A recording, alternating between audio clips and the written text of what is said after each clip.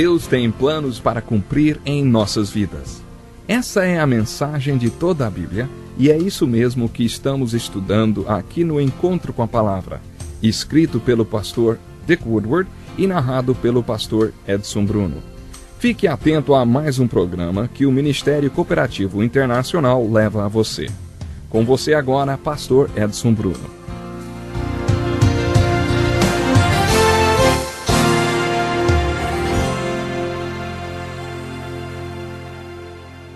No estudo de hoje, inicialmente, eu gostaria de dizer algumas coisas sobre a Bíblia, que eu sei vão abrir seu entendimento sobre este livro, o livro mais importante do mundo.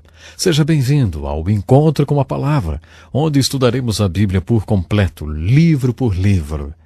Estamos apenas começando, por isso, fique conosco todos os dias neste mesmo horário e convide outras pessoas para participar conosco deste importante estudo da Palavra de Deus. Antes de qualquer coisa, gostaria de dizer algo sobre como estudar a Bíblia. Há 3 passos que devemos tomar para que possamos estudar corretamente a Bíblia. Primeiro, a observação. Depois, a interpretação e a aplicação. Observação traz a pergunta: o que está escrito? Significa que quando se abre um livro da Bíblia, quando se toma um capítulo da Bíblia, quando se lê um verso da Bíblia, você quer fazer essa pergunta: o que está escrito? A segunda questão que você levanta vem com o título de interpretação. A palavra interpretação traz a seguinte pergunta: mas o que isso significa? A terceira questão na qual você tem de se autoeducar ao ler as Escrituras vem com o título de aplicação e traz a seguinte pergunta: o que isso significa para mim, para a minha vida? É muito simples. Observação: o que está escrito? Eu me lembro de um homem em um estudo bíblico que fiz há alguns anos. Ele acompanhava atentamente a leitura de cada passagem das Escrituras. Mas quando eu dizia para o grupo: agora, o que isso significa? Aquele senhor então olhava para mim, para o verso, e depois olhava para mim outra vez e dizia: olha, eu acho que isso significa exatamente o que esse verso quer dizer, rapaz. Ele estava certo o tempo todo. Porque qualquer verso das Escrituras, qualquer livro, qualquer capítulo, sempre significa exatamente o que está escrito. É claro que a pergunta verdadeira é: o que está realmente escrito? De certa forma, essa é a pergunta mais importante das 3. O que está realmente escrito? Uma vez encontrada a resposta para essa pergunta, não é difícil imaginar o que ela significa, a não ser que você não queira saber. É claro que a pergunta que mais nos interessa no nosso estudo da Bíblia é a terceira: o que essa mensagem significa para mim, para a minha vida? Quando você chegar na seção chamada Aplicação, será preciso fazer algumas perguntas. Por exemplo, existe algum exemplo a ser seguido? Existe algum aviso para prestar atenção? Foi dado algum mandamento para que seja obedecido? Há algum pecado a ser abandonado? Alguma nova verdade sobre Deus ou sobre Jesus Cristo? Existe alguma pergunta que eu não saiba responder? Bom, essas perguntas vão ajudá-lo a tirar melhor proveito das Escrituras. Gostaria de compartilhar agora o que podemos chamar de regras para estudar a Bíblia. Existem regras e linhas de direção para tudo, não é mesmo? Não é diferente com o estudo da Bíblia. No seminário, eles usam com frequência uma palavra complicada. Eles a chamam de hermenêutica. Mas nós não vamos chamar assim. Vamos dizer que veremos aqui algumas regrinhas a serem usadas no estudo da Bíblia. Aqui está uma. Quando você ler uma passagem das Escrituras, lembre-se, existe uma interpretação, mas pode haver centenas de aplicações. Isso é verdade. Centenas de aplicações. Aplicação é diferente de interpretação. Existe apenas uma interpretação e você precisa ser humilde nesse momento, especialmente se alguém não concordar com a sua interpretação. Quanto à aplicação, existem milhares de maneiras com que o Espírito Santo pode aplicar as Escrituras na sua vida. Já que a Bíblia é um livro sobre Jesus Cristo, você deve sempre manter o foco nele, quando estiver lendo as Escrituras. Quando você estiver estudando o Velho Testamento, lembre-se de que você está à procura de exemplos e admoestações. Há uma razão para o fato de que os primeiros 17 livros do Velho Testamento sejam sobre a história. Há muito de história nos livros da lei e nos livros proféticos. Eventos históricos na Bíblia, além de ser históricos, podem conter um significado alegórico. O que eu quero dizer é o seguinte: em Gálatas capítulo 4, versículo 22 a 24, o apóstolo Paulo diz: Abraão teve 2 filhos. Essas coisas são alegóricas. Ninguém tem dúvidas de que aquele fato é histórico. Abraão teve 2 filhos, Ismael e Isaque. Ismael tornou-se o pai dos árabes e Isaque o pai dos judeus.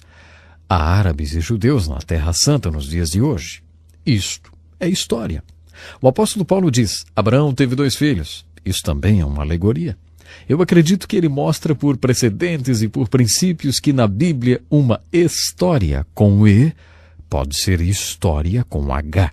E sem tirar nada da historicidade daquela história, a história também pode ter um significado alegórico. Quando o apóstolo Paulo diz que todas essas coisas aconteceram como exemplos, ele usa uma palavra no grego traduzida como exemplos. É uma palavra como a palavra modelo. O que ele realmente está dizendo é que todas aquelas coisas que aconteceram eram modelos, que são como lições ou alegorias. Então, quando você ler a literatura histórica do Velho Testamento, continuando esse estudo histórico, procure por essas alegorias, ou esses modelos, ou esses exemplos e admoestações. Encontramos muitos versículos que são difíceis de entender, mas existem muitos outros de fácil compreensão. Sempre procure interpretar os versículos obscuros à luz dos versículos que são mais claros. Como pastor, uma vez eu compartilhei alguns versículos com uma mulher que estava passando por um certo problema. Ela me disse: Pastor, não me confunda com as Escrituras, eu já estou decidida. Sabe, algumas pessoas querem ler as Escrituras desse jeito. Suas opiniões já estão formadas. É muito difícil para Deus mostrar a alguém assim o que as Escrituras querem dizer e o que Ele pretende fazer se sua mente já estiver fechada numa opinião. Outro importante princípio sobre as Escrituras, especialmente se você ensina sobre as Escrituras, é o seguinte: uma vez que você tiver aprendido o significado dos versículos, pergunte a você mesmo se é de sua vontade obedecer às Escrituras antes de ensinar para outra pessoa. E aqui vai mais uma. Lembre-se sempre que Deus nos fala através da sua palavra. Por isso, aproxime-se da palavra de Deus com muito cuidado, pedindo a Deus que revele a palavra pessoal a você, através do Espírito Santo.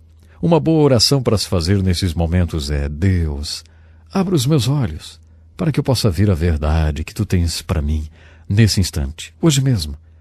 Essa é uma boa maneira de se aproximar das Escrituras. Seria bom também que você admitisse que existem algumas passagens que você não entende, como esse versículo em 1 Pedro capítulo 3, verso 1. Eu recentemente dei uma olhada em um comentário de Martin Luther King sobre isso. Ele disse o seguinte: ninguém sabe o que esse versículo quer dizer. Eu acho que esse comentário é bastante animador. Eu fico feliz de saber que alguém foi honesto o suficiente para dizer que ninguém sabe o que o versículo quer dizer. Acho que há vários versículos como esse na Bíblia, mas não se sinta desiludido se encontrar um deles. Nem se preocupe tanto com esses detalhes na Escritura que não são básicos ou tão importantes quanto as doutrinas fundamentais da Palavra de Deus.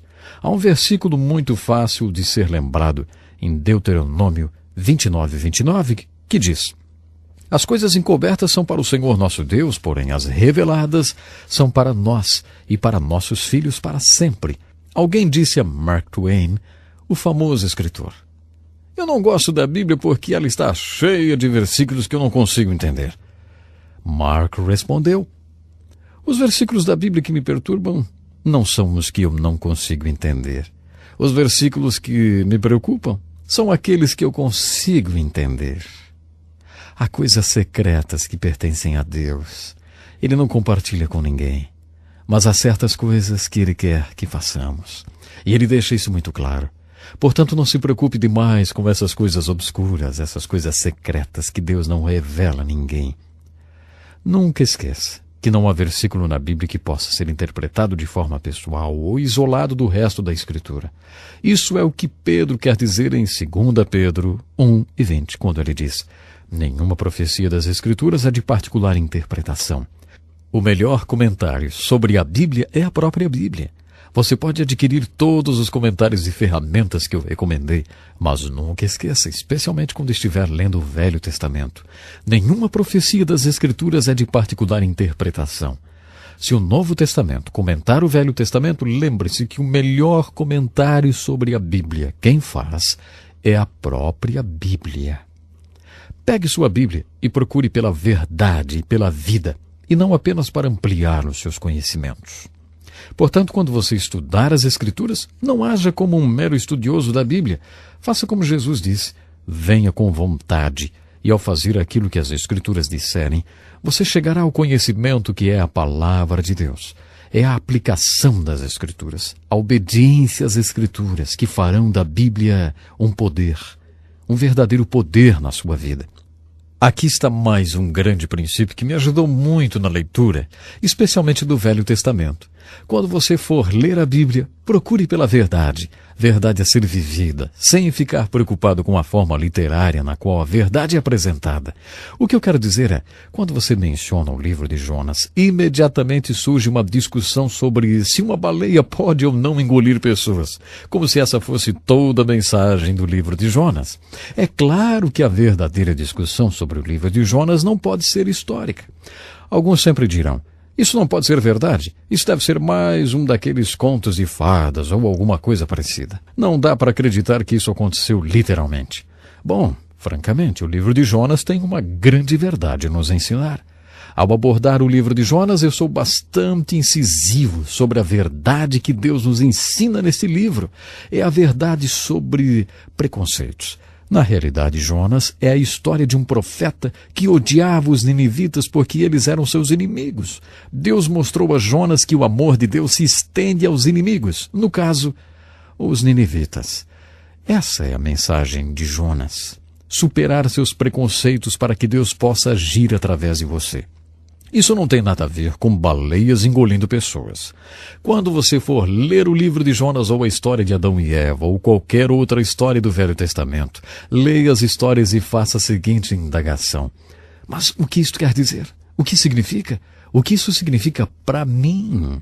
Deus, qual é a verdade que você está tentando me mostrar através dessa história na Escritura? Nós conversamos hoje sobre alguns princípios importantes. Entre em contato conosco para que possamos reservar uma cópia grátis do livreto de estudo que contém essas importantes verdades escritas, para que você aprenda melhor, inclusive possa compartilhar com outros. Por hoje o nosso tempo já se foi, mas por favor, esteja conosco na próxima vez. Vamos iniciar nossa introdução do livro de Gênesis, o primeiro livro da Bíblia. Até lá então. Que lição importantíssima. Obrigado, Pastor Edson Bruno. Prezado ouvinte, coloque em prática o que você ouviu aqui. Sem dúvida, sua vida será grandemente abençoada. Este é um estudo escrito pelo Dr. Dick Woodward, na voz do Pastor Edson Bruno. Escreva-nos e solicite o material. Nosso endereço é Encontro com a Palavra, Caixa Postal 2011, CEP 89201-970, Joinville, Santa Catarina. Até o nosso próximo encontro com a Palavra.